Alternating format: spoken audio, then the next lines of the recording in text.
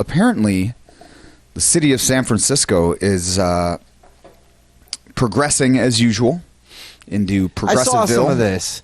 I watched a few news reports on it. I think I know where you're going here. Yeah. Yeah. Seems a bit extreme to me, but who am I to call into question, equity and inclusion and whatnot? Yeah, sure. But it was I thought, a fairly insane proposition. Let's take a look at this article here. Bring it home, Tom. Tell them what we're doing here. Well, this is an article about San Francisco. We'll discuss reparation proposals, but even supporters are split. Now, I wonder why. Because this is San Francisco.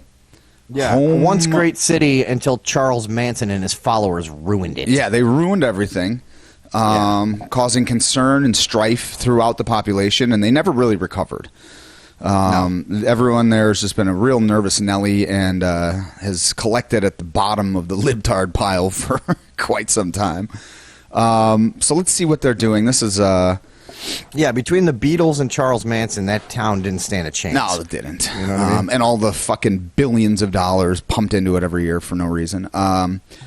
Now, the San Francisco Board of Supervisors, which meets at City Hall, accepted a draft plan of more than 100 recommendations for reparations to eligible black residents. But the move was largely procedural and doesn't bind the city to any of the proposals. Now, San Francisco's Board of Supervisors have signaled that they're ready to right racist wrongs of the past, at least in spirit. In a unanimous... Do you feel like, do you feel like the idea of, a municipality or a city awarding reparations is really fucking weird, and I never saw that coming, because it's like, it's something we always pictured was a discussion at a on federal level. Yeah. Yeah. No, it doesn't surprise me. Yeah, okay. Yeah, it doesn't. It doesn't surprise me that somebody would be this pandering and this shamelessly fucking... Because, whoever is doing this, they know it's not going to happen. It's just like... it's a strange posturing kind of tactic, politics has gotten so fucking weird, right? Yeah, well, when we take a look at this, what they're proposing in one of the proposals out of the 100... that is apparently seriously being considered and being approved by part of the city's ruling class. We'll see why I find this so fucking absurd. Okay, let's just take a look at this. In a unanimous vote on Tuesday, the 11 members accepted a draft plan of more than 100 reparation recommendations for the city's eligible black residents. Those proposals include a whopping one-time payment of $5 million to each adult and a complete clearing of personal debt, including credit cards, taxes, and student loans. Black residents would also be able to collect an annual income of at least $97,000 for 250 years and buy homes within the city limits for $1. Okay. Why not just add... and you'll live forever. Yeah. Put that in there, too. And grow angel wings, and also, never be sad again. What are we talking about? So... Yeah, dude. And you'll be able to levitate objects at will. Mm-hmm. You'll have the powers of invisibility. What the fuck? What are we talking about? $5 million? I think the point of why you wanted to talk about this is entirely real, and there's people taking it seriously. Oh, yeah. No, a lot of people are saying that there's a good chance that that they might approve this very proposal. And other people... I personally am all for it because I've done plenty of acid. I can handle whatever. I don't give a shit. I do it. That's hilarious. Go ahead. Also, I want to see what happens. Yeah. I want to because, look, the math works out like this. If something like this goes through, it would end up costing every citizen of the city of, or resident of the city of San Francisco, $600,000 apiece. And I believe that's including kids and shit, so it would actually not play out that way. But a small price to pay to right the wrongs of our forefathers. Yeah, so... Well, but that's the larger conversation around it.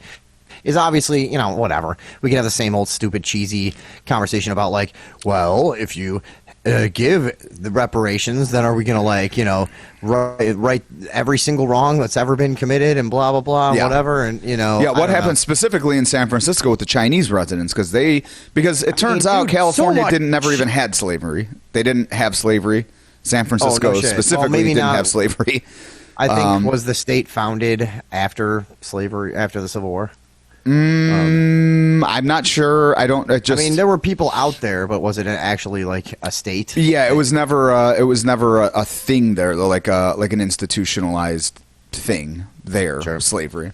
It was never enforced. And it was in most places. It was a fucked up thing. Like even around here, I sometimes wonder. I'm like, there had to be some slaves here, right? What's funny is you always see in the North, if you ever go on which is something I've done for whatever reason, if you ever go on like old home tours or museums that were somebody's mansion back in the day and stuff, if you're in the North, they'll always say like these were like the servants' quarters. Yeah, and then if you're in the South, they'll be like this was the slave shack. Yeah, yeah. And, which also was a catchy song in the '90s. Slave Shack, baby, Slave Shack.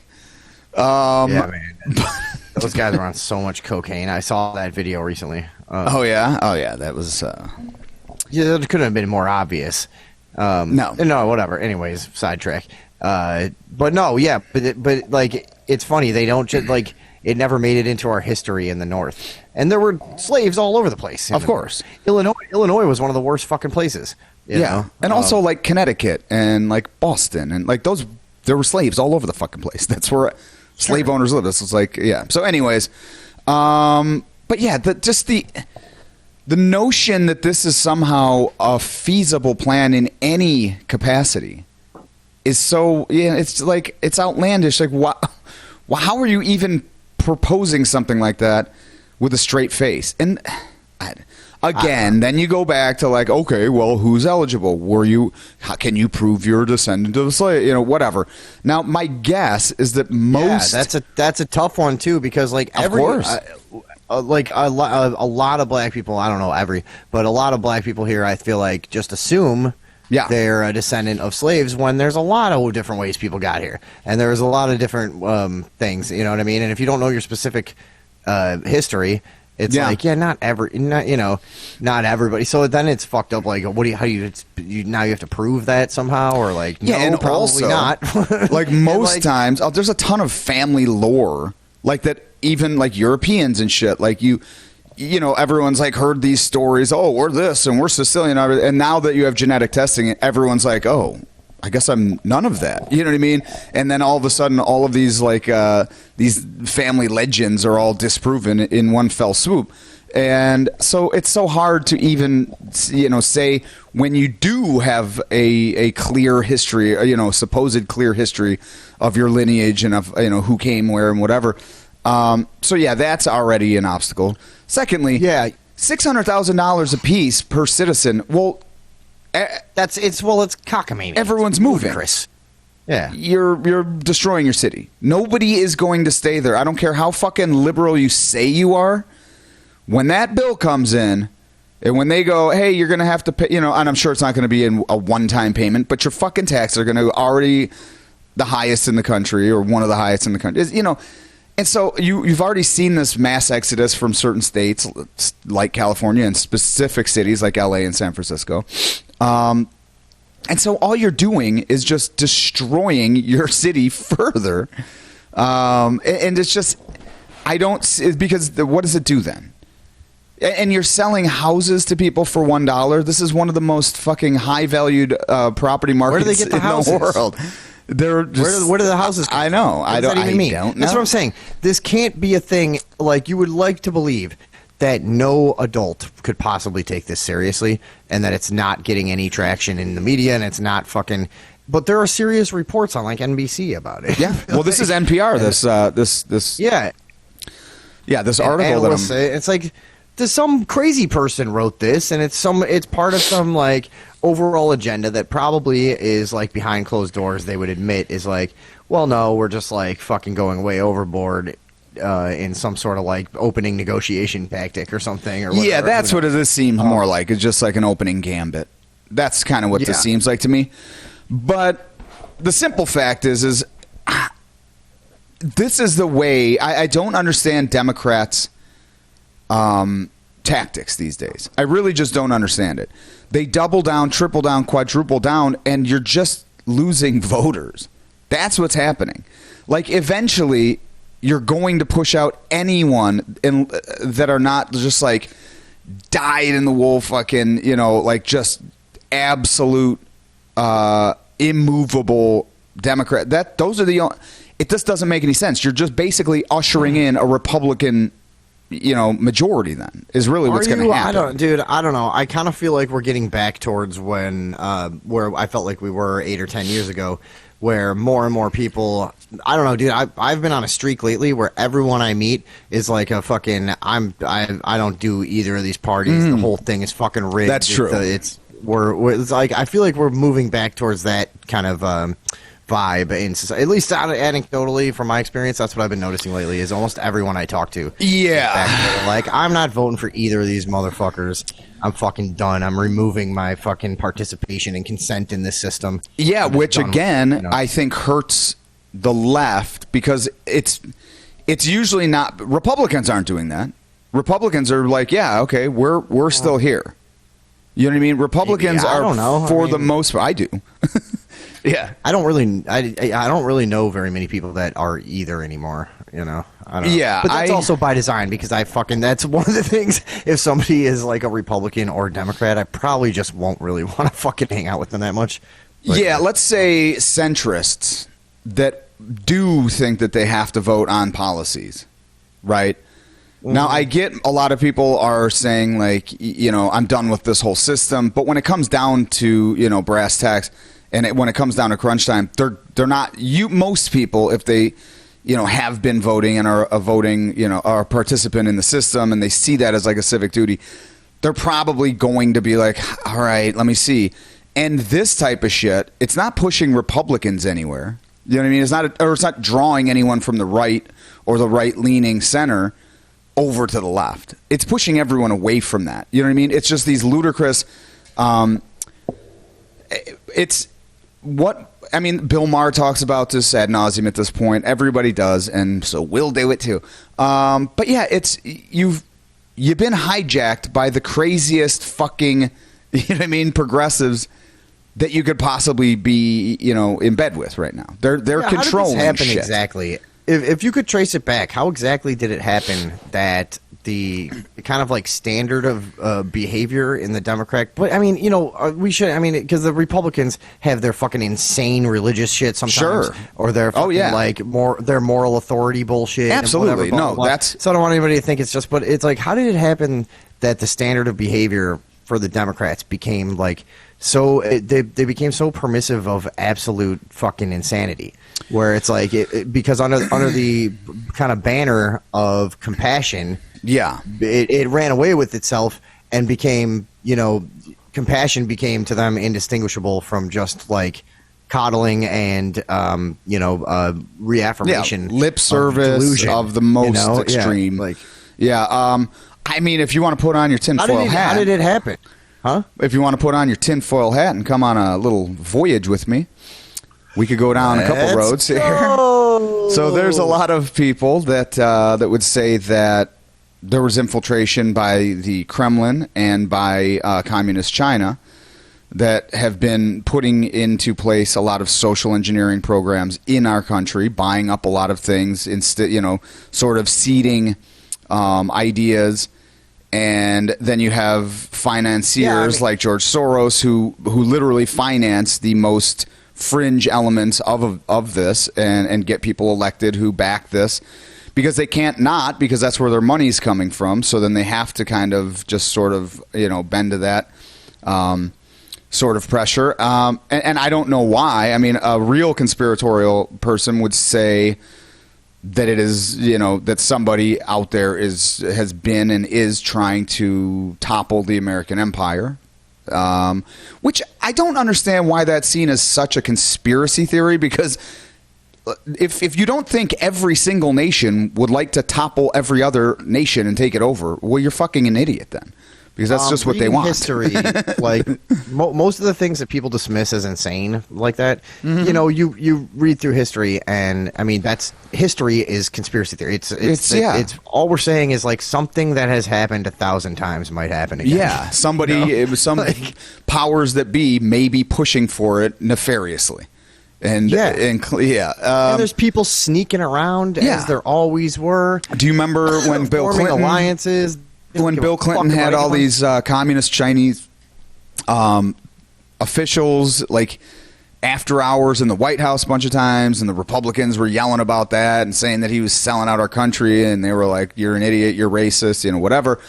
But it's been going on sort of according to them, since Clinton and possibly before. But then you have like the sort of infiltration of the Marxist dogma into universities in the 60s and before. That's got a kind of Chinese air about it. Yeah, it's the fucking Red Guard. That's basically what we're seeing on campuses now, is like these fucking student bodies that go out and scream people down. And in an Asian country like China that's just been around for 1 billion years, they would fucking, to them, 40, 50 years is the blink of an eye. They'll set in motion a plan that's undetectable. Yeah. And fucking... They're tactically... I'm just going with it. But but that's what people say. That's what a lot of analysts have said. Like, the Chinese have the long... Like, they look at... they're 10 moves ahead. They don't look at tomorrow. They look at fucking 100 years from now, we'll have it. You know what I mean? They don't really... yeah. And they're creeps. All Chinese. You know what I mean? No, but like creeps. It's a fucking creepy country. The type of shit ever. I don't know. I get it. It's culture, right? So it's fucking creepy. Well, they're dude. You know about the dog thing, of course. Yeah. Fucking, and it's not a fucking boil a dog day or whatever. Dude, I regrettably, because I had to know for myself. I've seen the videos. Like, it's fucking utterly demonic what they're doing, and whatever. There's I'm very Japan, China. I just think they're creepy places, and I have zero desire to go there. Yeah, well, you're a xenophobe. But well, hey, look, they stay over there, I'll stay over here. All right. And never the twain shall betwixt. Yeah. Sorry. But no, then you have like the sort of insidious movement of Marxist and then from there like postmodern thought becoming the pervasive thought patterns in universities, to the point where now it's like, I think the last polls showed that like it's like 90 to 10 conservative to liberal, and then it's like most of those liberals are extremely it's just leftist versus right, whatever. So I don't know. What I mean. Look, if you're going by the the things that the people we're talking about espouse, well, they seem to think that the entirety of society, of Western Enlightenment, of of just the Western world itself, needs to be toppled and needs to be replaced. You know what I mean? And they openly say this. I mean, you hear this. It's just, there's no redemption. It's a systemic problem that needs to be, taken out at the roots. Because I've had my problems with the old American societarino there, and I really have at different times in my life thought like I would like to see one of those fucking Fight Club things happen and just start burning down banks and shit or something, or I don't know, but the more I go on, I'm like, I don't know like how much we want to fucking like to put to risk having like a way absolute upheaval of society. Yeah, exactly, because we see that clearly in because we've done it ourselves. Us as the quote unquote colonialists and the nation builders, we go over to different countries, topple their leadership, instill our own puppet governments, and it's always something worse. You leave this vacuum, and the people that they don't know what to do. And every time we make a country somewhere else, they're the worst countries out there. Look at fucking Liberia, case in point. In fact, case in point, checkmate. Liberia is the craziest place you will ever see in your entire life. It is the worst country probably that's ever existed, and we completely made it out of whole. Their capital is Monrovia after James Monroe, who decided let's ship the black people back and started a country for that. Yeah, it's a horrible. Dumbing it down a little bit, but but I mean that's another thing, like the ravaging of Africa. It's just you get warlords and you get this power seizure and this feud by different factions and whoever. Now it becomes a fucking a violent war for power. And then a lot of people that argue on the other side of this say, look, the fact that we've had this many people with this many differing opinions on everything in a relatively stable society for as long as we have is unprecedented and incalculably impossible on paper. It just shouldn't have even been possible. And so when you start fucking with the underpinnings and the undergirdings of these things, you're probably, unless you know for fucking goddamn well that what you're going to replace this shit with is going to be tenable or better, it better be better, better not be worse, you know what I'm saying? Then you probably shouldn't just fuck with it the way that we kind of see it being yelled about on universities, campuses. So, and case in point, let's, so that was I don't know, though. I would be in favor of certain major overhauls that a lot of people would think were crazy. Like, for me, like Ron Paul wanted to completely disband the Department of Education, and I'm like, I'm completely in support of that. There's a few things. I'm not a fan of bureaucratic fucking institutions, and I don't think a lot of people are. Yeah. I don't think most people that even think that salvaging the system is necessary. I think most people understand, and if they don't, they're probably not on the right side either. That most of the government is bloated. It needs to be scaled back or cut off completely. It's. In a way, it's very telling the way that universities have gone as this has crept in. You also have this administrative bloat that has risen prices, 20-fold in a couple decades. And then you've seen the same thing with government. It's just bloat. It's just government program after government program after, all of these things that really don't serve any fucking purpose. Nobody's held to account. You have $1 trillion missing from this one and a fucking, you know what I mean? It's idiotic. So